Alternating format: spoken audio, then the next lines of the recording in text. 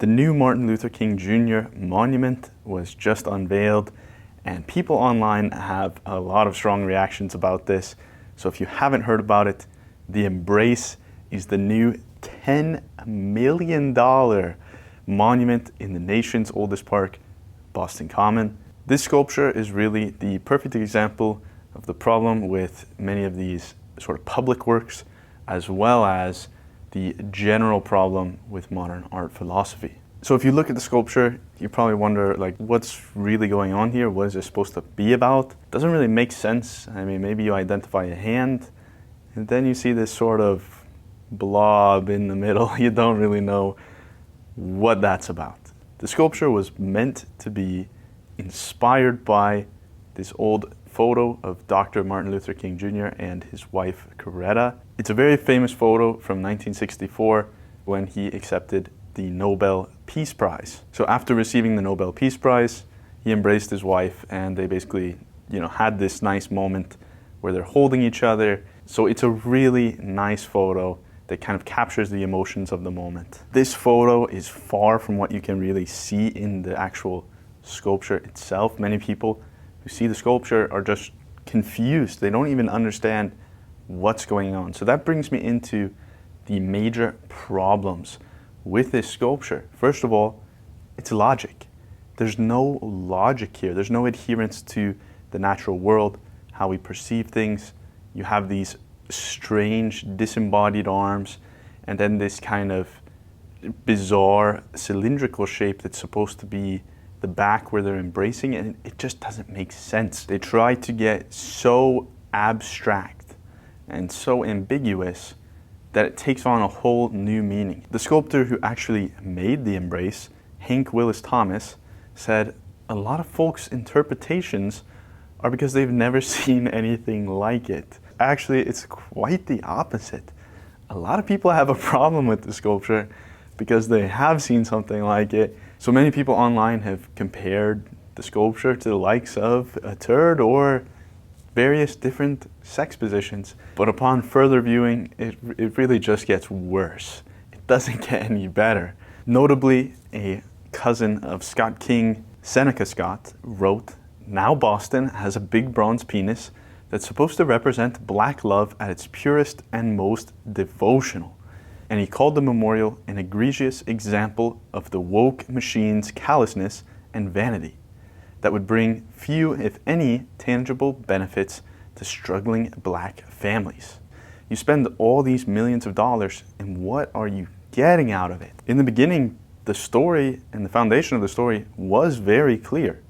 It was quite obvious. It's a couple embracing, specifically Martin Luther King Jr. and his wife. So that photo was actually the main reference used, and the artist who made this even said it was the main reference, but then he chose to remove their faces, and then he decides to also get rid of the bodies, which just makes the whole thing extremely confusing. Not only can you not tell that it's supposed to be about Martin Luther King Jr., but you can't even tell that it's supposed to be an embrace. You see the hand and you see some of the things going on, and you're just confused. Now, you may think maybe this is just a bad angle. Maybe people online are just turning this into a meme by taking advantage of the one angle where it looks a little bit like it's, got sexual connotations. But amazingly, that's not the case. Actually, from any angle, it doesn't look good. There's not a single angle where you could really say that this is supposed to be what it was intended to be. It doesn't look like it at all. It doesn't look like an embrace. So this sculpture, like many other public works and modern art, was just a massive failure.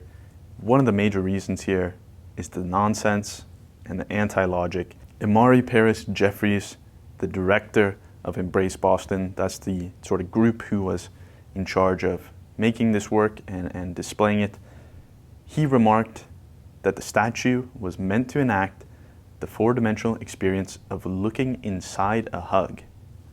What does that even mean? Now maybe, just maybe, they would have been better off if they had just stuck to the third dimension. So this is a common theme that can be found all over in the modern art world.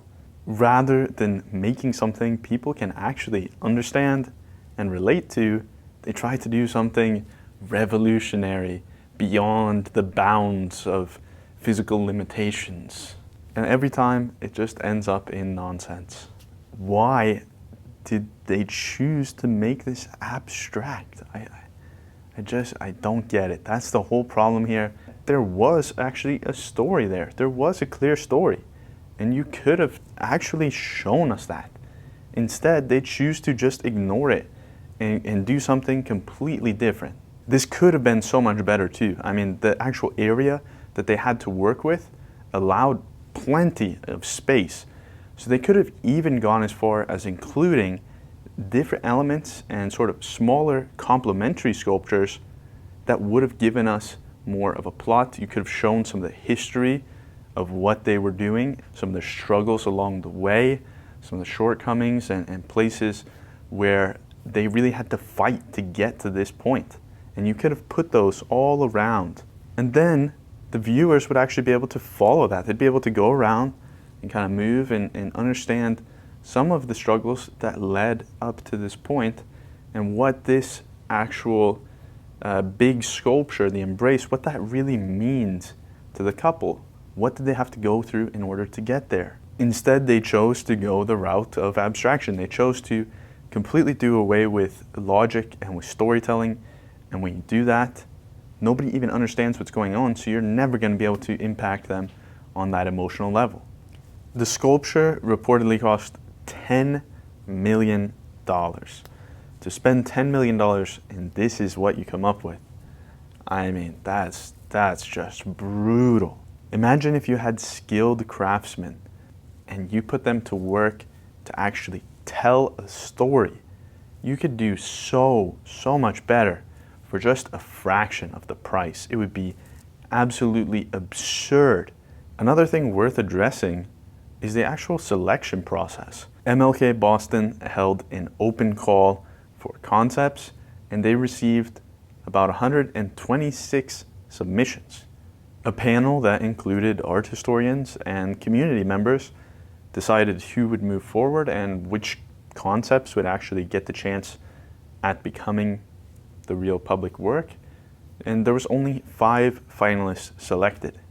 There's 4 out of the 5 finalists that are completely abstract. They have absolutely nothing to do with figuration. There's no sort of person or thing that you can actually identify. This demonstrates a flawed approach from the very beginning. If this is meant to be a memorial of Martin Luther King Jr., you would think there should be some sort of suggestion that it's him. Yet 4 out of the 5 finalists, the top proposals chosen, had absolutely no figuration at all. I don't know if it's exactly the case here, probably somewhere along the line it must be, but the ego is a common problem.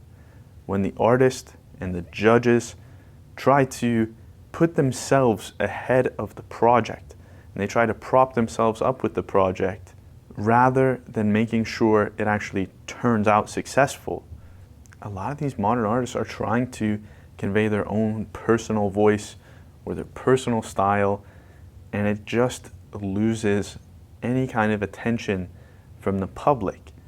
This is a public work. It's going to be out in front of the masses. And when people can't relate to it and they don't understand what's going on, it's not going to be a success. The result speaks for itself. It cost $10 million to add this monumental waste to Boston Common due to the lack of logic, the lack of plot, emotion, figuration, and just the general carelessness. This thing was never going to be successful. It didn't even stand a chance. What can we learn from this? Certain foundational principles are absolutely essential for moving your audience.